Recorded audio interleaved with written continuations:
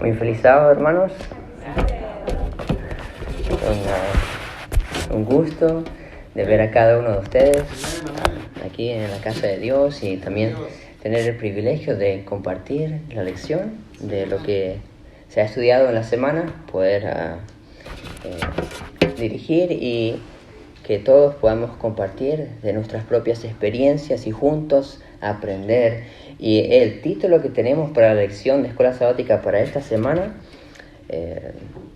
¿cómo administrarse en tiempos difíciles? Es algo tan importante, hermanos. ¿Quién no le ha tocado tiempos difíciles? Y en los tiempos difíciles es cuando hay que saber tomar decisiones, porque si no se va a poner las cosas aún más difíciles, ¿no es así? Sí.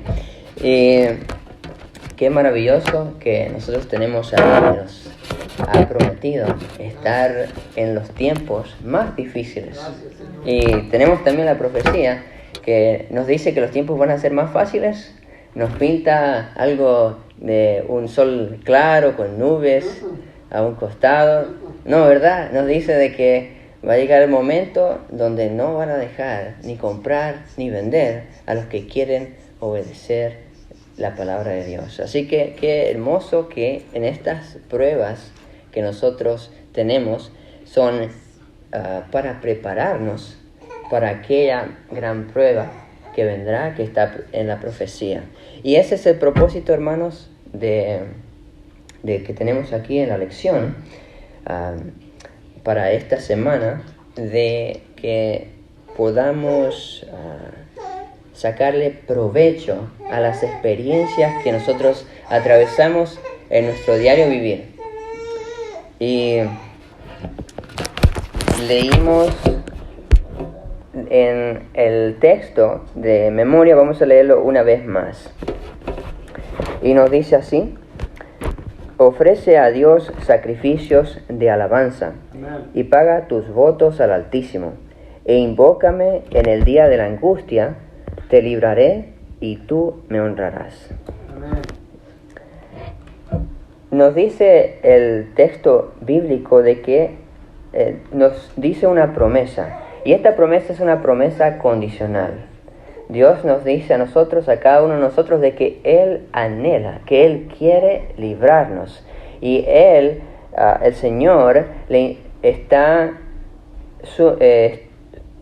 su nombre ha sido dañado y Él quiere vindicar, y Él trabaja para que su nombre sea limpiado, para que nosotros cuando le adoremos entendamos a quién estamos adorando. Porque al entender a quién estamos adorando, dice la Biblia, de que vemos en un espejo. Y si vemos en un espejo algo que no es, estamos siendo asimilados a esa imagen, pero vamos cada vez más viendo más claramente, y eso sucede cuando tenemos la comunión con Dios, y vamos cada vez más viendo en ese espejo, se va quitando toda esa neblina, y entonces vamos asimilando esa imagen. Y al asimilar esa imagen y viendo que tenemos en el espejo, o como en un espejo, vemos a Dios, de que es un Dios de amor, entonces cuán fácil o cuán posible es confiar. Y Dios nos dice de que sus promesas son para aquellos que confían en Él. Y eso en sí, hermanos, es el resumen de la lección, el punto central, de que en nuestras experiencias que nosotros tengamos, que confiemos en Dios, y así es como vamos a administrar en los tiempos difíciles, con una confianza en Dios. Y nosotros confiamos en Dios, vamos a hacer lo que Él pide, y lo que Él pide es lo que te va a llevar al éxito, es lo que te va a llevar a que puedas irte bien en un futuro, y a la vez la persona quien eres sea desarrollado para que más puedas asemejar el carácter de Dios. Y nos dice la lección que aplica este versículo de que aparece aquí, estamos en el día sábado, en Mateo capítulo 6, versículos 32 y 33. Nos dice, ¿tengo algún voluntario que le gustaría leer ese texto? Mateo 6, 32 y 33.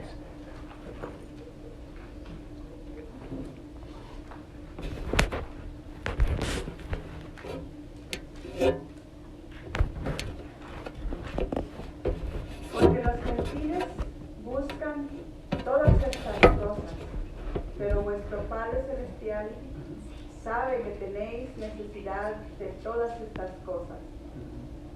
Mas buscad primeramente el reino de Dios y su justicia, y todas estas cosas os serán añadidas. Amén. Ahora, muchas veces hemos escuchado este texto.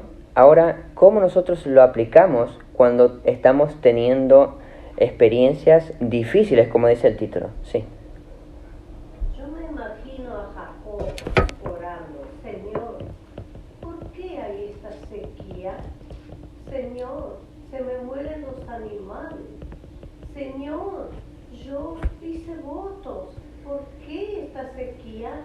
Y Dios tenía un propósito, que si no hubiera sequía jamás se encontraba con su hijo José, pero lo supo muy a la vejez. O sea, los planes de Dios a veces, ¿por qué? ¿Por qué? Y no se ve la respuesta. Y uno sigue esperando con fe.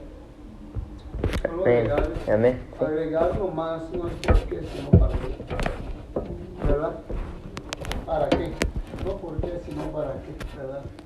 Yo creo que es lo que nos cuesta a nosotros, lógicamente. No entendemos. Decimos por qué queremos encontrar, en nuestra desesperación, queremos encontrar una respuesta, ¿verdad?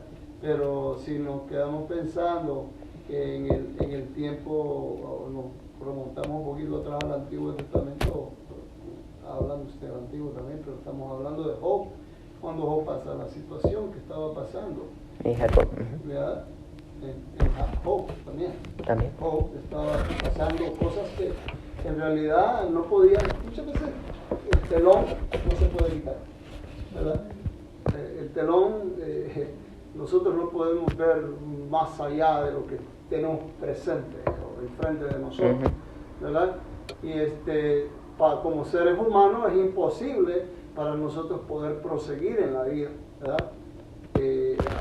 Hay personas que hasta se suicidan en realidad porque no encuentran una respuesta y la quieren encontrar inmediatamente. Ese es otro de los puntos difíciles, ¿no? Que los queremos encontrar así. Y nosotros miramos en experiencias del Antiguo Testamento de que pasaron años, ¿verdad? Pasaron años muchas personas para poder ver en realidad. Mira, Job pasó muchos años, pero sin embargo todavía él quería, yo sé que mi Redentor vive, ¿verdad? Esa debe ser nuestra oración todo el tiempo, ¿no? Pensar, nuestro Redentor vive, no importa qué es lo que tengamos que pasar, hay momentos buenos, hay momentos malos en nuestra vida, ¿no?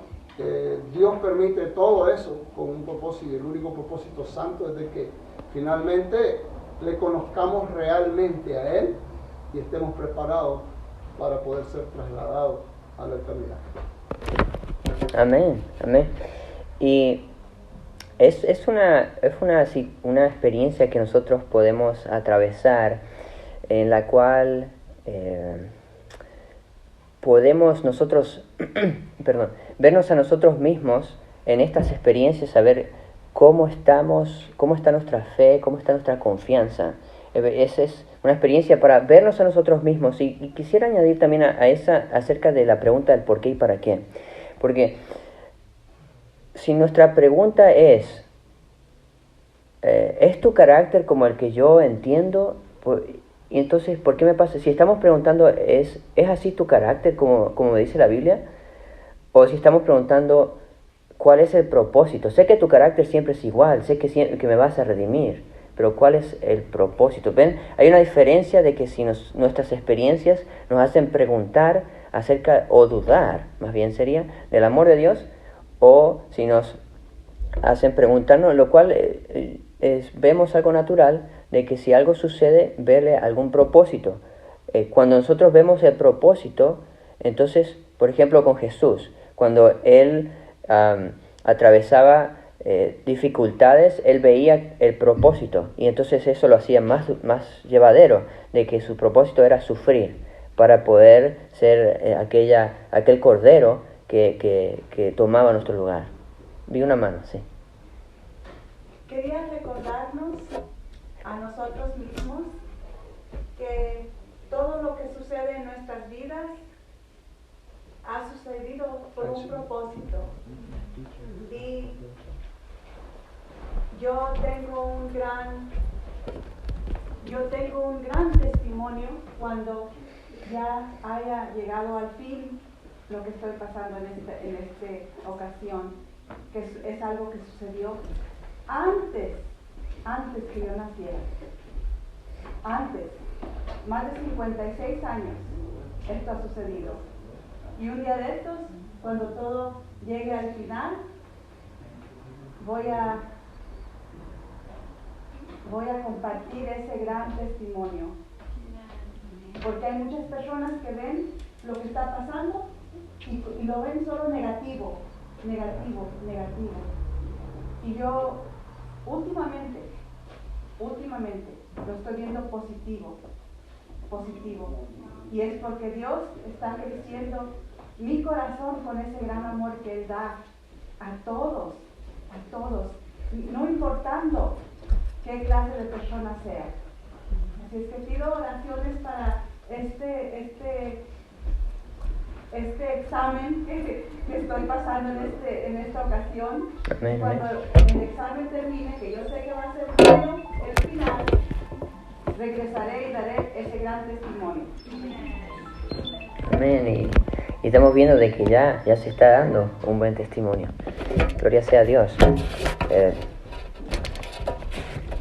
Bueno, pasamos entonces, hermanos, a los siguientes días para ver ejemplos que tenemos acerca de dónde se puso la confianza en los tiempos difíciles y cuáles fueron los resultados. Y espero que hayamos tomado el tiempo para ver la lección que tenemos, que es una preciosa lección, y nos habla la primera historia acerca de Josafat, el rey Josafat, en 2 de Crónicas, capítulo 20, que podemos ir allí, los versículos 1 al 22. Y en la historia que vimos, ¿qué fue lo que usted vio en esta historia que le llamó la atención, que resaltó a usted en su vida personal? Tenemos la historia de Josafat, en la cual viene un rey extranjero, muchísima gente. Josafat se había preparado años para la guerra, y le dice a alguien que viene una gran multitud y que están por llegar a Jerusalén y que le harían guerra. Sí. Me llama poderosamente la atención la actitud de los reyes. Uno, Dios le manda a pedir por medio de su sacerdote: yo te voy a ayudar, déjame ayudarte. Y dice: no. Y se fue a pedir ayuda a Egipto. ¿Se acuerdan? No quiero tu ayuda, le dijo el rey a Dios. En cambio, preparándose, fue y consultó y se humilló ante Dios. ¡Qué diferencia! Dos actitudes, muy diferentes. ¿Alguien más? Sí. Resumiendo entonces lo que sigue de la historia, que como hemos escuchado, se humilló y oró. Y no estaba solo cuando estaba orando, sino que el pueblo le acompañaba. Y entonces el rey pide que se haga ayuno, hacen ayuno y Josafat entonces lidera la oración, hace la oración y dice él, a pesar de tener un ejército, dice, no sabemos qué hacer y nuestro rostro mira hacia ti. Y también usa, y si vemos los argumentos que usa argumentos que piden la justicia de Dios. Y este argumento que usa Josafat es que nosotros, o nuestro pueblo en la antigüedad, rodeamos a eran los hijos de Lot. Rodeamos sus ciudades, su lugar, y nosotros no los enfrentamos. Y ahora ellos nos pagan mal por bien, porque vienen hacia nosotros y nos quieren tocar nuestras tierras que diste a Abraham, tu amigo. Y no harás justicia, no nos defenderás, no nos ayudarás. Y entonces suplican por la misericordia, porque el ser humano solamente puede recibir misericordia, porque en sí es un pecador. Y entonces viene el Espíritu del Señor sobre uno de los levitas y entonces da la profecía. Y vale, hermanos, mucho de que leamos las palabras que dice el profeta. Le llamamos profeta, es un levita, al dar el mensaje del Señor. Y entonces dice aquí en el versículo 15, dice, y dijo, oíd, estamos en el 2 de Crónicas, capítulo 20, versículo 15, oíd todo Judá y habitantes de Jerusalén, y tú, oh rey Josafat, así os ha dicho Jehová, no temáis ni desmayéis delante de esta multitud tan grande, porque la batalla no será vuestra sino de Dios. Descended mañana contra ellos, he aquí que ellos subirán por la cuesta de Cis, y los encontraréis en el extremo del valle frente al desierto de Jeruel. En esta ocasión vosotros no tendréis que luchar, deteneos, estáos quietos, y ved la victoria que Jehová logrará para vosotros. Oh Judá y Jerusalén, no temáis ni desmayéis. Salid mañana a su encuentro, y Jehová estará con vosotros. Decimos, gloria a Dios, qué maravilloso el mensaje de consolación que recibe Josafat. Están por ser inundados de guerra y ni un hombre, el Señor en sí promete de que ni siquiera uno de los israelitas o judíos padecería en esta batalla, que esta batalla la tomaría en sus manos el Señor. Y llama mucho la atención, hermanos, ver la ocasión en la cual los ángeles son enviados para atacar al rey enemigo. ¿Quiénes recuerdan cuándo fue que los ángeles fueron enviados para hacer confusión en el bando enemigo? ¿Qué es lo que, o para hacer más fácil la pregunta, qué es lo que los israelitas o judíos estaban haciendo?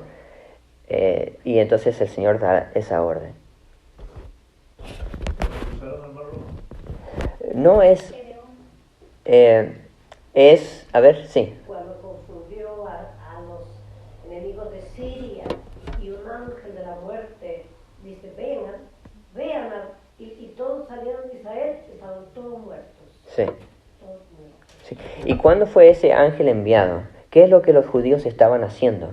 Vamos a ver entonces el versículo que nos dice qué es lo que estaban haciendo.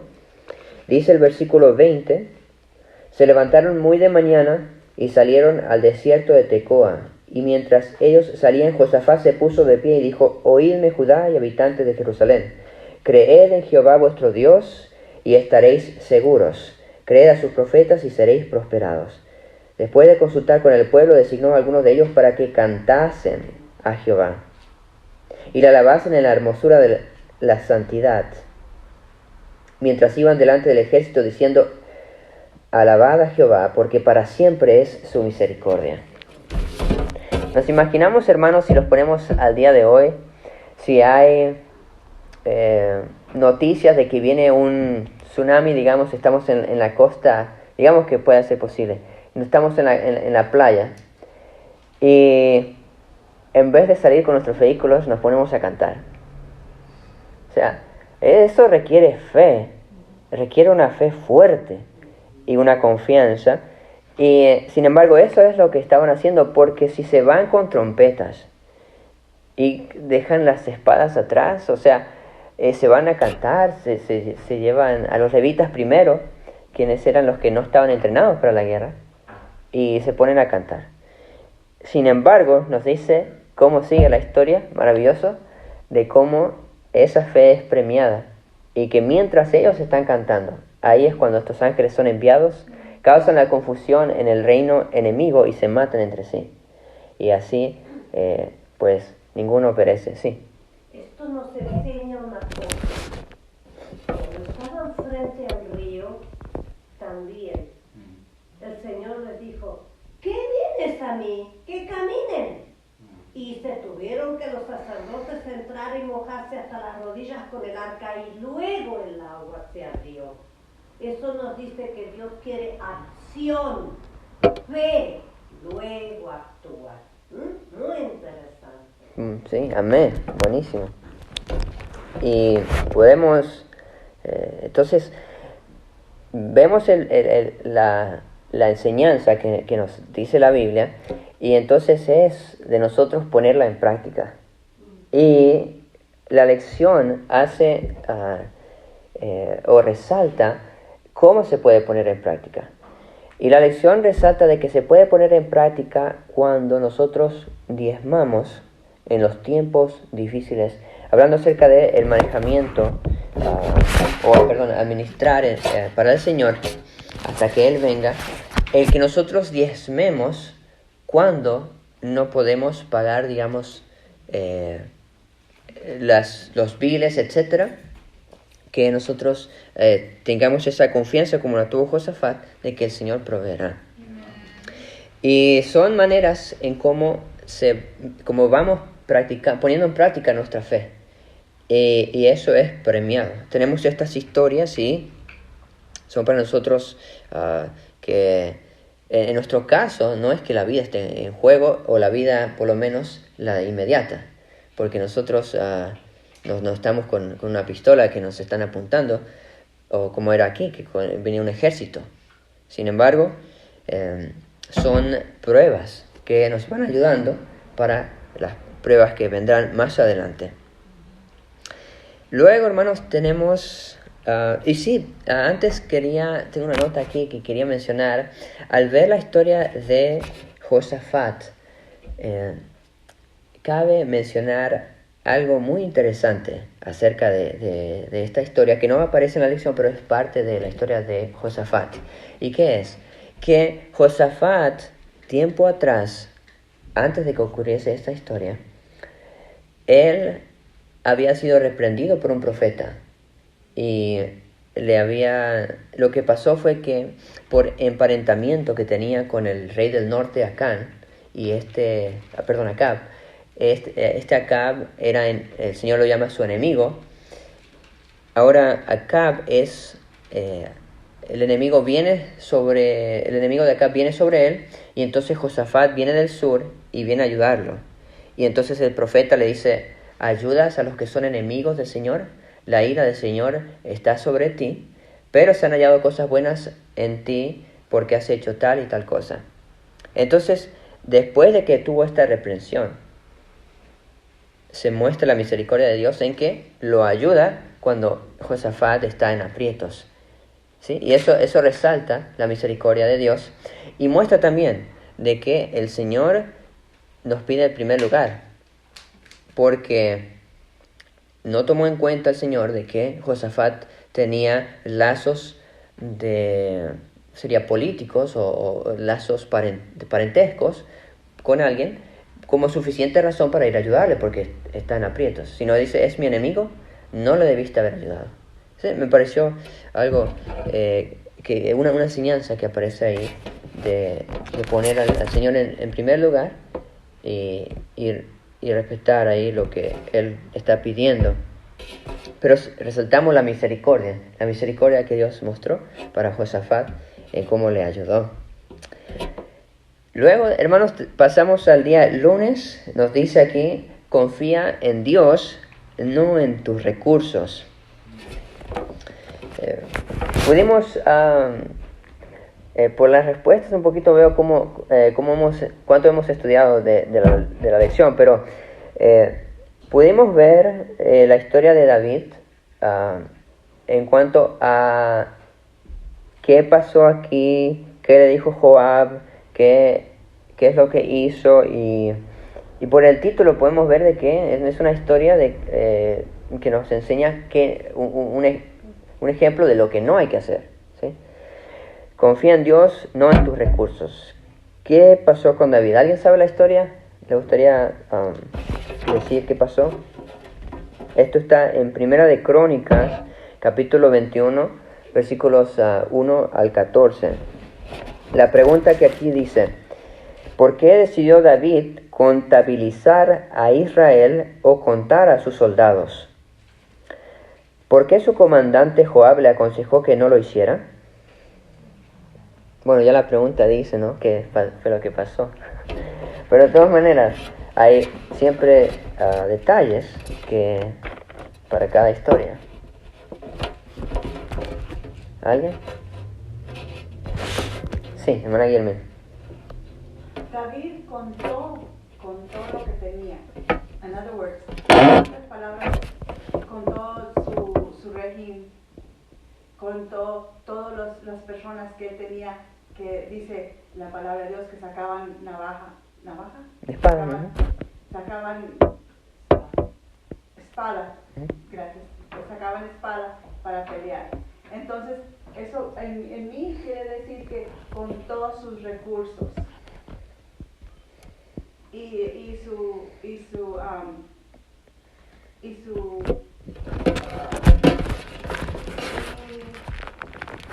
comandante Joab no lo quería hacer, porque eso es algo que cuando tú estás con Dios no se hace. No cuentas tus recursos, porque si es conforme a la palabra de Dios, si es conforme a His will, a lo que Dios quiere para ti, entonces lo dejas todo a Dios y Él se hace cargo de darte la victoria.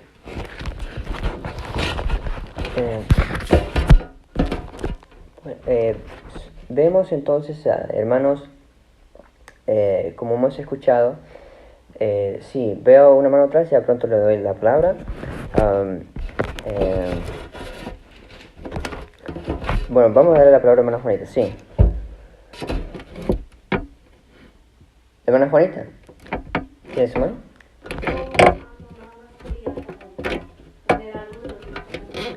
Sí. Lo que pasa es que Dios desde el principio tenía, no se debe de contar. David lo que contó fue su ejército, y todos sabían que para hacer eso era solamente de Dios, cuando Él decidiera, porque tenían que dar medio gomer de cada persona que se contara en la tribu. O sea, era conforme al orden de Dios. Y David lo que estaba haciendo era contando para decir: miren todo lo que tengo, miren todo lo que hay, ¿verdad? Todo el ejército. De eso era más el yo que lo que... Por eso hasta asumir Joab, que no conocía a Dios, le dijo: no hagas eso, porque él conocía todo lo relacionado.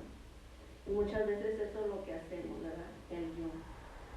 Y ahí es donde estamos mal. Amén. Sí. Hermanos, hay un versículo bíblico que veo necesario de traerlo. Me va a tomar un momentito, hermanos, pero sí, lo tengo aquí para que podamos ver un poquito más acerca de esto de contar. Estamos en 2 de Crónicas, contar el pueblo. No es solamente no es de ver cuántos recursos hay, porque, o sea, eso es lo que se trata la lección, ¿no? De veamos nuestros recursos, planifiquemos, o sea, ¿qué dice la parábola? Si alguien va a construir una torre, no calcula primero los recursos, o sea, hay algo ahí, como dice nuestra hermana Juanita, de que el yo. Y entonces quisiera buscar este versículo un poquitito, pero ya lo encontramos.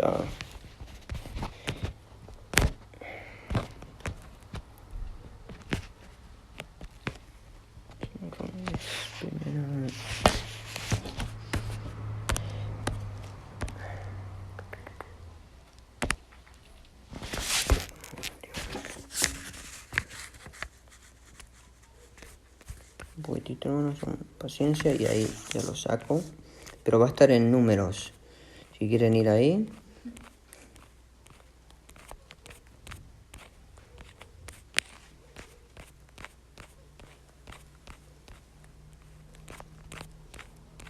Y el versículo, entonces, que nos dice acerca de contar, 21, versículo... ¿No fue que hizo un censo? Sí, fue un censo que hizo... El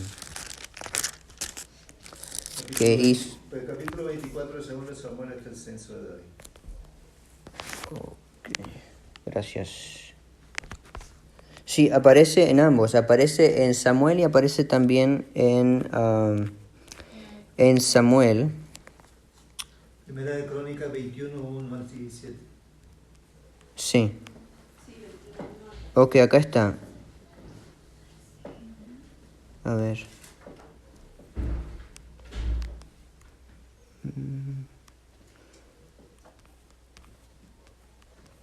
Aquí está.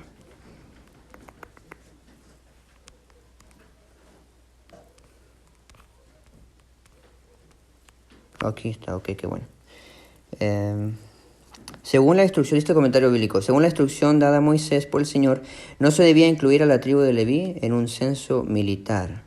Esto aparece en Números capítulo 1, versículos 47 al 49. Bueno, y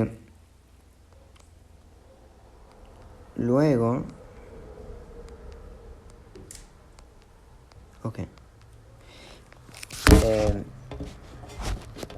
Ok, entonces, hermanos, para poner la idea de, o decir la idea de la maldad de hacer el censo.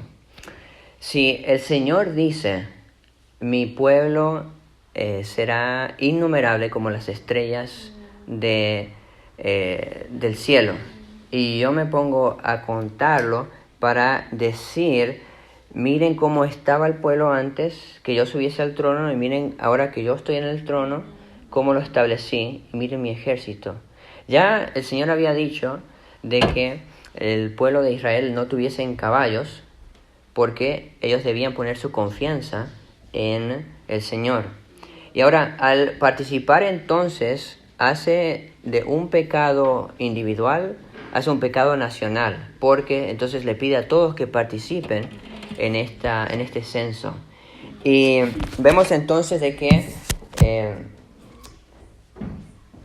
el Señor desea de que su palabra se respete, y David, Joab, o sea, es la voz de Dios para él en este momento, porque le dice, esto está mal, lo que estás haciendo, pero el texto bíblico nos dice de que pudo más. Y el versículo de Números nos dice de no contar, pero ahí menciona solamente los levitas, como decía el comentario bíblico. Por eso no lo estoy leyendo, pero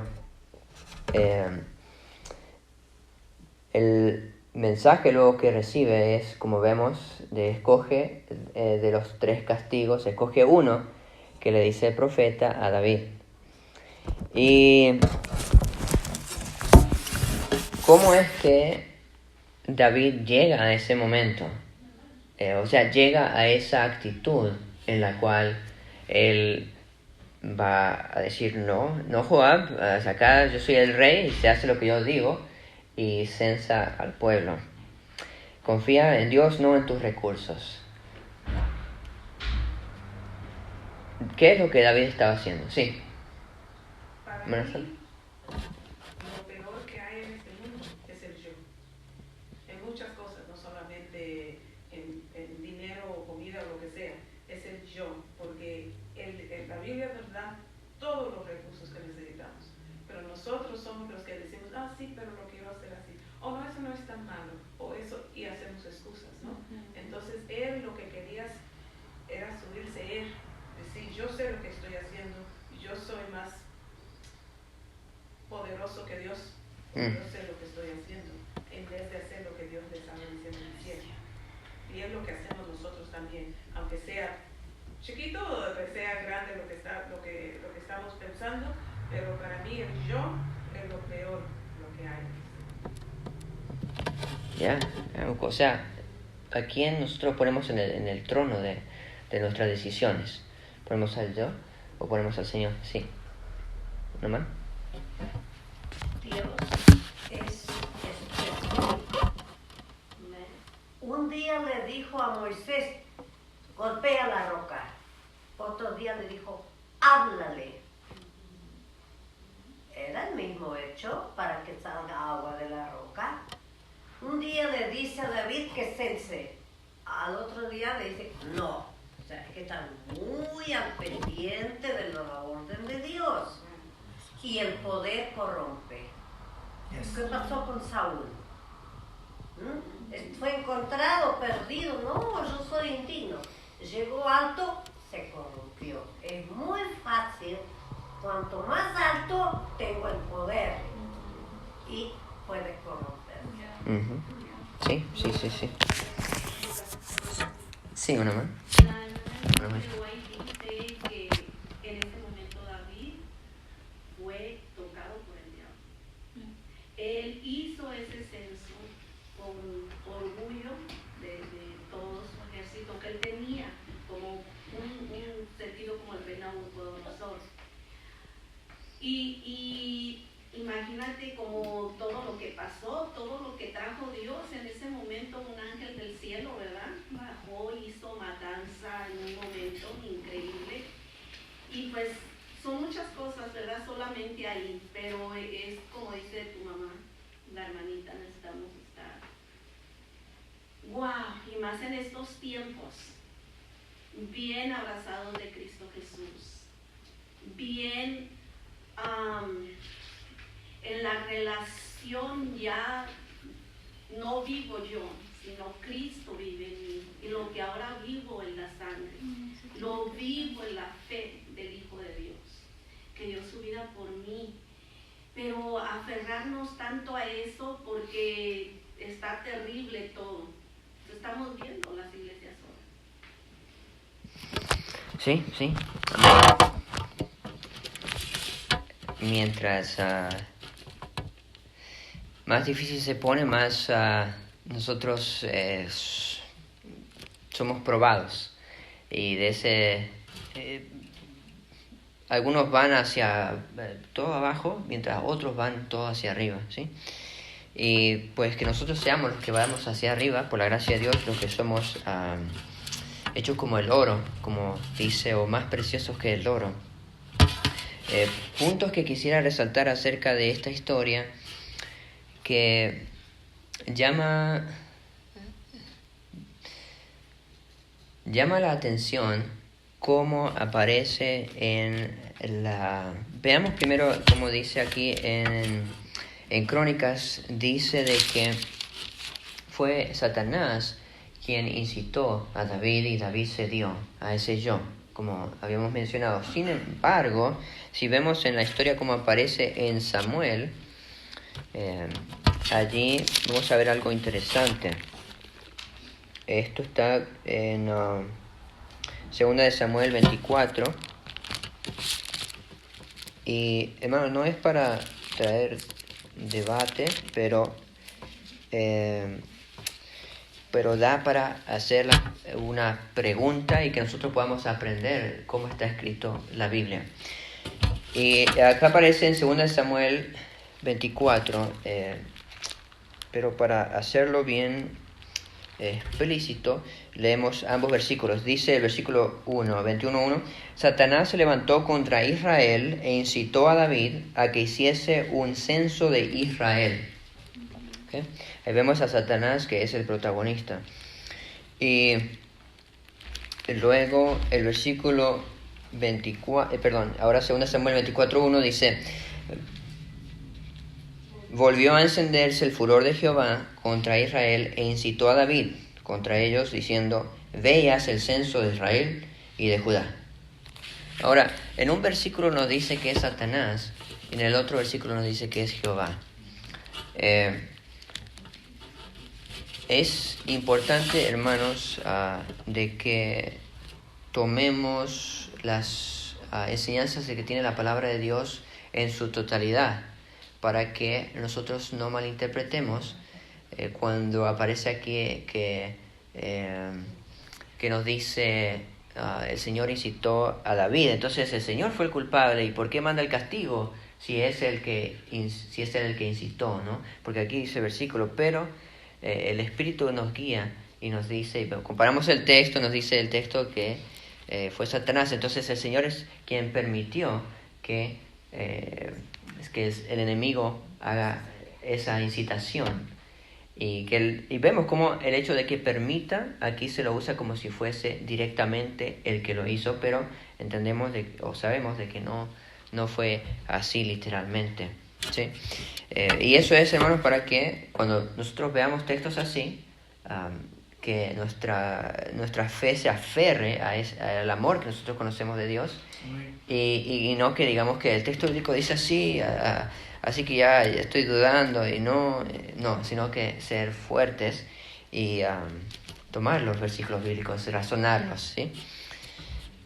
Y otra cosa, hermanos, también, que vemos de que a pesar de que David había cometido este error, se arrepiente, el Señor le dice, escoge un castigo, y sabemos de la respuesta que tiene David, que le dice el Señor por el profeta, le dice, escoge, tienes hambruna, tienes espada de tus enemigos, o tienes que el Señor mismo te mande plagas.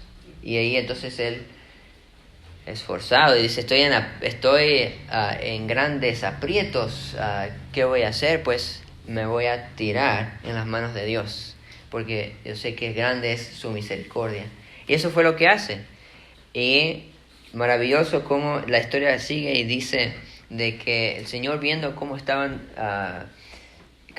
perdiéndose vidas de los israelitas, le dice al ángel, basta ya no puedo soportarlo. Y su misericordia se conmueve su corazón y dice, voy a poner límite aquí, deja de destruir. Le dice al ángel destructor que él mismo había enviado, pero por culpa de David. Y eso nos enseña, hermanos, de que primero de que el Señor es justo, y no debemos adjudicar de que y decir el Señor ahora está castigando a alguien que no tuvo la culpa. ¿Cómo es eso? Pero muchas veces o hay ejemplos bíblicos en los cuales se ve de que quien no tiene la sangre del cordero ahí en el dintel de su casa, pues cuando alguien, no importa quién, sea Acán, como hemos estudiado antes, pero cuando alguien se pasa un límite y luego cae una desgracia, si uno no tuvo esa sangre, entonces va a caer sobre él también, porque pues no es justo en el sentido de que, pues como se dice, tiene una cola que se puede pisar, entonces pues ahí cae también. Y pasamos entonces a los siguientes días. No está quedando mucho tiempo, pero sí, habían unas citas del espíritu de profecía que nos dice que nosotros podemos desarrollar la confianza cuando nos vienen las pruebas, y también del ejemplo de nuestro Señor Jesucristo, de que Él, cuando era tentado, en su mente mantenía el objetivo de que yo voy a salvar, y ahí nos ponemos nuestro nombre, hermanos, voy a salvar a mi hermana Juanita, a mi hermana Abigail, por nombre. Y por eso mantenía su mente fija en eso y las tentaciones perdían su poder. Y eso, hermanos, es maravilloso y se nos exhorta a hacer lo mismo, de poner la salvación de nuestro prójimo por antes de la gratificación inmediata. Y siguiendo entonces con la lección, nos habla, vamos a leer los títulos que nos dice, es hora de simplificar. Luego el siguiente nos dice prioridades. Y el último, cuando nadie pueda comprar ni vender. Esto es en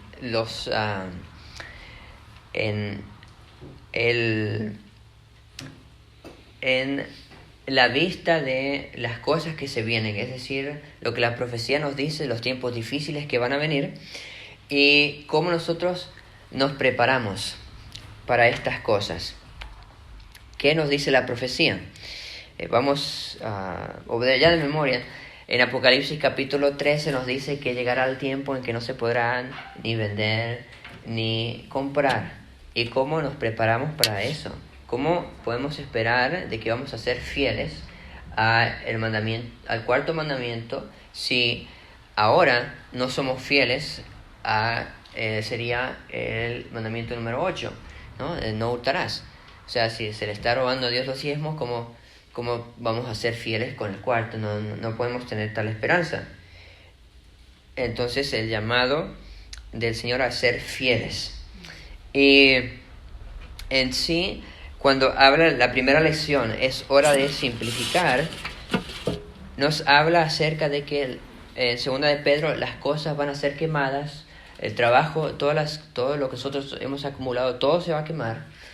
Y cómo nosotros debemos vivir vidas santas, vidas que le agradan a Dios y mantenernos en paz con Él y diligentemente procurar estar en paz con Él y no tener ninguna mancha. Y eso con la ayuda de Dios.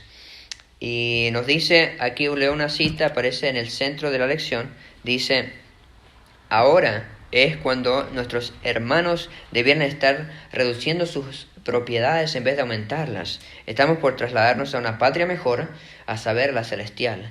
No seamos pues moradores de la tierra, sino más bien reduzcamos nuestras cosas a la menor cantidad posible.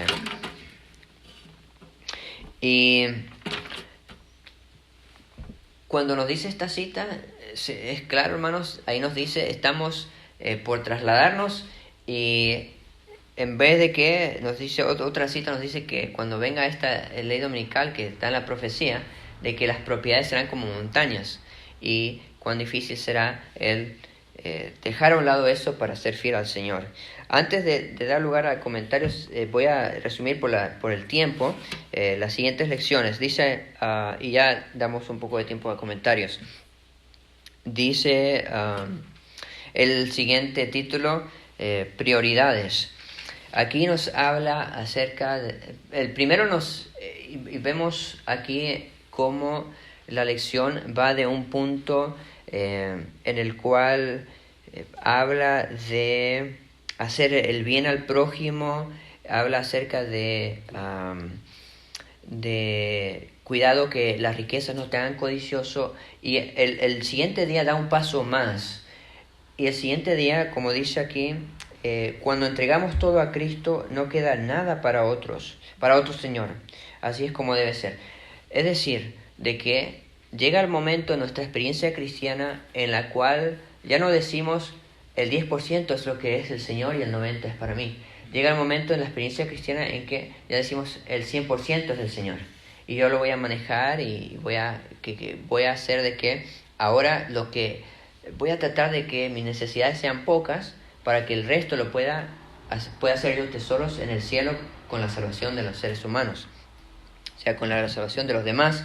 Y así se cumple lo que dice en Colosenses 3:24, en el cual dice de que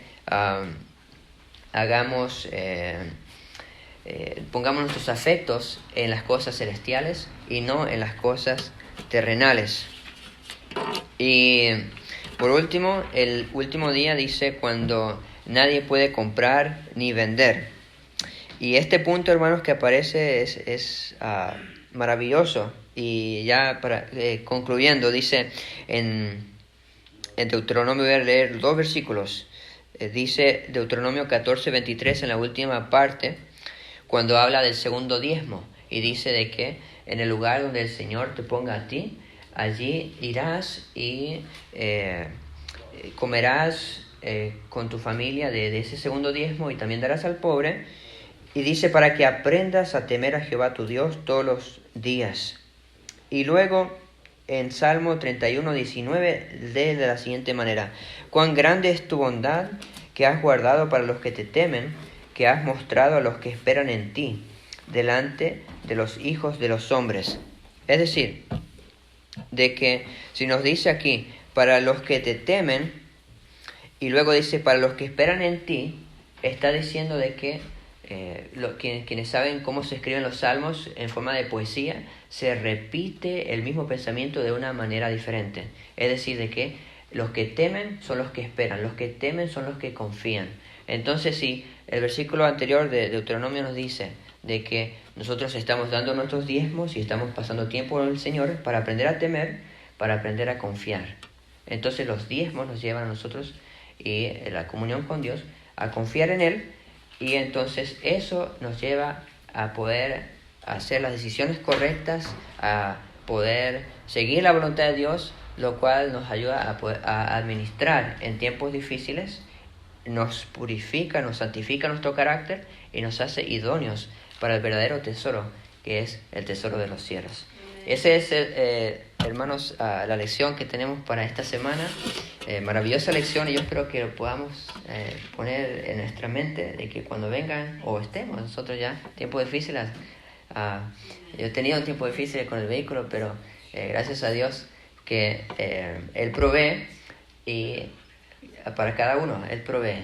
Y confiemos en eso, hermanos, y aprendamos más de Él para seguir en nuestra experiencia de una confianza y hasta una confianza total, y así ser victoriosos hasta el día final. Amén. Dios nos bendiga.